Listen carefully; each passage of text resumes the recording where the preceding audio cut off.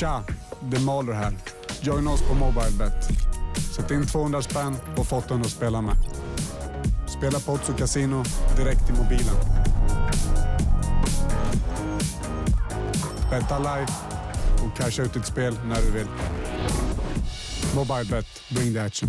Jag är lite otursdrabbad, men jag är tillbaka nu. Jag är fortfarande otursdrabbad. men nu får jag ingen match istället.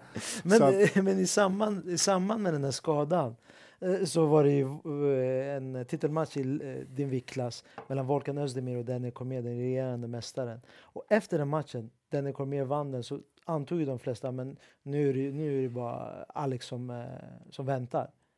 Blev du chockad när det blev Daniel Cormier mot Stipe Miocic? Lite grann. Alltså, samtidigt är jag inte förvånad. Det är klart, DC har inte många år kvar i branschen. Han tar sina matcher, han tjänar de ordentliga pengarna.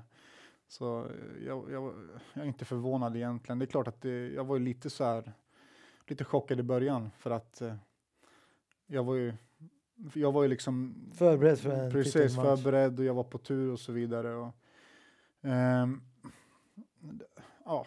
liksom man var ju lite så här, okej, vad nu då? Så att med det sagt så nu ska de tävla 7 juli, och jag har mer eller mindre försökt hittat en omväg, en annan väg, ja, för att komma tillbaka in i gamet igen. Och divisionen är jobbig just nu. Jag har aldrig suttit, jag sitter lite i no man's land nu. Man har ju aldrig varit i den här situationen förut någonsin. Där man är så rankad som man är. Och liksom inte riktigt, visst, jag kan ju kanske gå och möta en som är rankad 20 liksom, eller 15 eller någonting. Men det är fortfarande, jag gör inte det för pengarna, jag gör det för att jag vill ta mig någonstans. Varenda fight är farlig. Alla är farliga i den här branschen. Så att jag vill ta varje match, och den ska ju liksom ta mig någonstans. Jag ska ta mig till mitt slutgiltiga mål, vilket är bältet. Och, ja, jag har haft mitt fokus på bältet, så att jag har liksom inte haft, det är det som gäller liksom. Och vi har försökt hitta en väg in där, men det har varit svårt. Luke, han skadade sig. Han fick en inflammation i benet efter sparkat fel. Försökt jobba med lite med Romero. Han vill inte kliva upp. Han menar på att han går runt på 210 pounds. Och jag är för stor och han är för lätt. Och Romero pratar vi om. Romero. Okay. Men Luke, vad fanns det? Alltså, han nämnde innan hans match mot Joel Romero i februari att han ville gå upp till lätta tungviktsklassen. Vad är det som du ser i den matchen? För du tyckte att det var en bra match. Vad är det som du ser? Han är för detta champion. Okej. Men du sa även att du ville att det skulle vara interimbälte. Hade det spelat stor roll, eller hade du ändå velat möta honom om det inte var om ett interimbälte? Jag hade mött honom ändå. Alltså interimbältet, det är klart jag vill ha det. För att det garanterar mig en titel om nu DC kommer tillbaka, vilket han inte kommer göra, tror jag. Med det sagt så jag hade tagit en vanlig. Hur kommer det sig att du inte tror att DC kommer tillbaka? Nej, han är för tung. Han är för tjock just nu. Han är riktigt stor nu. Och jag tror på riktigt att jag träffar han i USA då och kan. Alltså jag är stor. Jag är riktigt stor för min viktklass. Jag väger mycket, jag är lång, jag är en stor hydda liksom.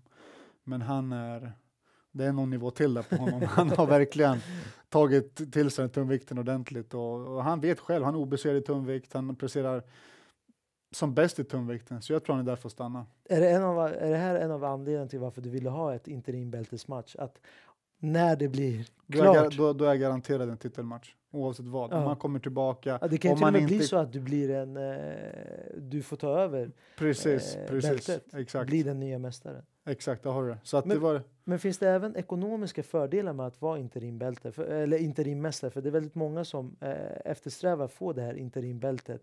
Finns det en ekonomisk vinning av att vara interimmästare? Det är klart, det är ett steg i rätt riktning. Det blir bara bättre och bättre. Med pengar, med olika typer av samarbeten och så vidare. Du klättrar i rankingen. Jag menar, världsmästaren är borta. Du kliver in som en tillfällig mästare. Så att det är klart det är bara fördelar. Och jag menar, som alla mål, det är ju liksom bli bäst i världen. Så med det runt midjan, interimbältet, så har du en garanti på att antagligen går det att bli världsmästaren, eller så får du tävla om det. Du får tävla mot den riktiga mästaren när han kommer tillbaka. Så att det är så det funkar. Tja, det Maler här. Sätt in 200 spänn och få 800 spela med på MobileBet. Spela live och casha ut ditt bet när du vill. Mobilebet, bring the action.